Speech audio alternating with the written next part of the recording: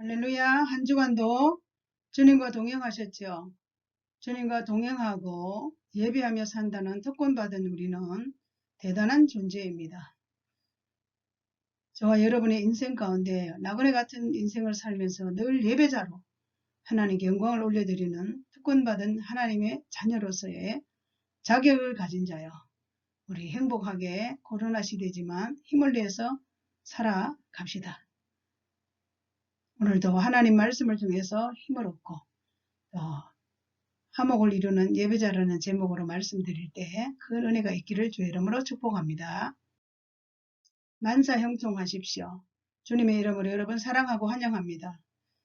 여러분과 제가 지금 비대면 시대에 전파 선교사가 되어서 세상에 작으나마나 선한 영향력을 발휘했으면 하는 마음으로 좋아요 눌러주시면 알고리즘이 많은 사람들에게 노출을 해준다고 합니다. 우리 함께 사명의 길을 떠나볼까요? 화목을 이루는 예배자. 오늘 본문 말씀 레위기 3장 1절에서 6절 말씀으로 함께 은혜를 나누려 합니다. 화목을 이루는 예배자. 레위기 3장 1절 사람이 만일 화목제의 제물을 예물로 드리되 서로 드리려면 수컷이나 암컷이나 흠없는 것으로 여호와 앞에 드릴지니 그 예물의 머리에 안수하고 회막문에서 잡을 것이요 아론의 자손 제사장들은 그 피를 제단 사방에 뿌릴 것이며 그는 또 그 화목제의 제물 중에서 여호와께 화제를 드릴지니 곧 내장에 덮인 기름과 내장에 붙은 모든 기름과 두 콩팥과 그 위에 기름 곧 허리 쪽에 있는 것과 그 안에 덮인 거풀을 콩팥과 함께 떼어낼 것이요. 아론의 자손은 그것을 제단 위에 불 위에 있는 나무 위에 번제물 위에 사를지니 이는 화제라 여호와께 향기로운 냄새니라. 자, 화목제와 번제의 공통점입니다. 피의 제사를 드린다. 제사의 과정이 동일하다. 회막문에서 그 제물을 잡는다. 그 피를 번제단 사면에 뿌린다. 이렇게 번제와 화목제의 공통점이 있다는 것을 참고하시길 바랍니다. 번제와 화목제에 다른 점이 있다고 합니다. 번제와 화목제의 차이는 제물의 차이가 있습니다. 소를 드리나 염소를 드리나 양을 드리나 또 분배의 차이가 있답니다. 제사장은 얼마 가져가고 하는 제물의 차이가 있지만 분배에도 차이가 있다는 것. 이것이 번제와 화목제의 차이점이라는 것을 참고하시길 바랍니다. 화목제의 분배는 하나님의 몫은 태워서 향기로운 제물로 하나님께 드리고 제사장의 몫은 소, 양, 염소의 가슴 부위 위쪽 뒷다리를 나누고 제사를 드린 모든 사람들에게는 내장, 기름, 가슴과 우편 뒷다리의 것을 나눈다. 그렇게 성경은 말씀하고 계십니다. 번제물을 먹을 때 주의해야 된다는 거예요. 3일에는 어떤 종류라도 먹어서는 안 되고 희생의 기름과 짐승의 피는 절대 먹으면 안 되고 부정한 자와 함께 화목제의 고기를 먹으면 백성 중에서 끊어지는 일이 일어납니다. 이렇게 구약시대는 번제물에 먹는 것까지도 주의해서 구분을 해서 율법에다가 딱 묶어버렸습니다. 화목제의 종류는 뭘까요? 화목제는 제바 슐라임이라는데 히브리어로 화목제, 화훼가 이루어질 때 드리는 제, 감사제, 계약 이행의 결의시에 드리는 서원제, 즐거운 마음으로 수행할 때 드리는 낙헌제, 이런 종류가 세 종류가 있다고 합니다. 그렇다면 화목제의 언어적 의미는 무엇일까요? 히브리 말로 화목제는 제바 슐라임, 제바란 짐승을 잡다, 도륙하다. 뜻은 자바에서 파생된 희생물의 뜻이다. 슐라임은 화평하다, 교제하다라는 의미에서 슈알람에서 유래, 화평, 친교, 화훼, 조정이다. 이런 의미에서 화목제의 언어적 의미가 있다고 합니다. 식사교제라는 게 있습니다. 서로 화훼가 이루어질 때 유대인들은 식사를 하게 됩니다. 구약시대 사람들은 계약 이행에 대한 책임과 의무가 다 될 때, 계약을 즐거운 마음으로 이행했을 때만이 식사의 교제가 있지 절대 식사를 함부로 누구하고 하지 않는다고 합니다. 그래서 라반과 야곱이 화훼를 할 때 식사를 했고 아비멜렉과 이삭이 화훼를 할 때 식사를 했다고 합니다. 화목제를 드리는 근본 목적은 율법으로 주셨고 화목제를 드렸습니다. 그것은 하나님과 화목하라고 화목제를 드리는 근본 목적이라는 것을 꼭 기억하시길 바랍니다. 화목제를 드리라고 하신 이유는 뭘까요? 다시 반복해서 말씀드리면 하나님과 사람과 화목하라. 하나님과 사람과 화목하지 않으면 복을 받을 수 없기 때문에 절대적으로 하나님과 사람과는 화목이 이루어져야만이 우리 인간들에게 주시는 하나님의 축복을 다 받을 수가 있다는 것입니다. 화목제의 내용은 제물 종류와 조건은 소양, 염소, 그리고 조건은 누구든지, 암수 구별과 방법은 암수 머리에는 안수를 한다. 제물을 잡는 장소는 회막문이다.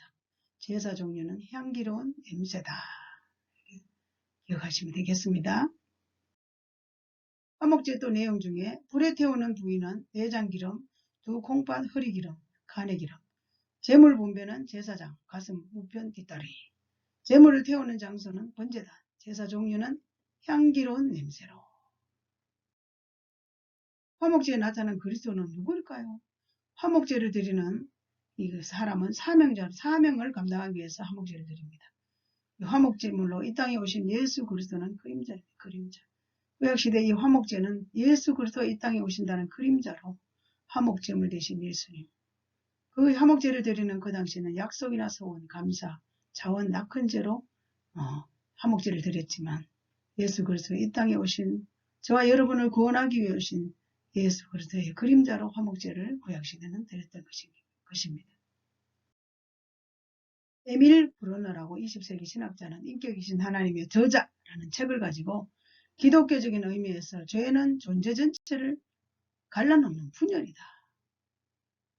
아담과 하와의 범죄로 하나님과 불화, 저주, 관계가 깨졌다. 책임져가 됐다. 그래서 화목제를 반드시 드림으로 불화된 하나님과의 관계를 회복해야 한다는 거죠. 하나님과 화목을 이룬 세상, 이사야 선지자가 예언했습니다. 이렇게 짐승과 함께 사람과 아무런 두려움도 없이 노는 시대가 온다. 성경은 이렇게 말씀하고 있습니다.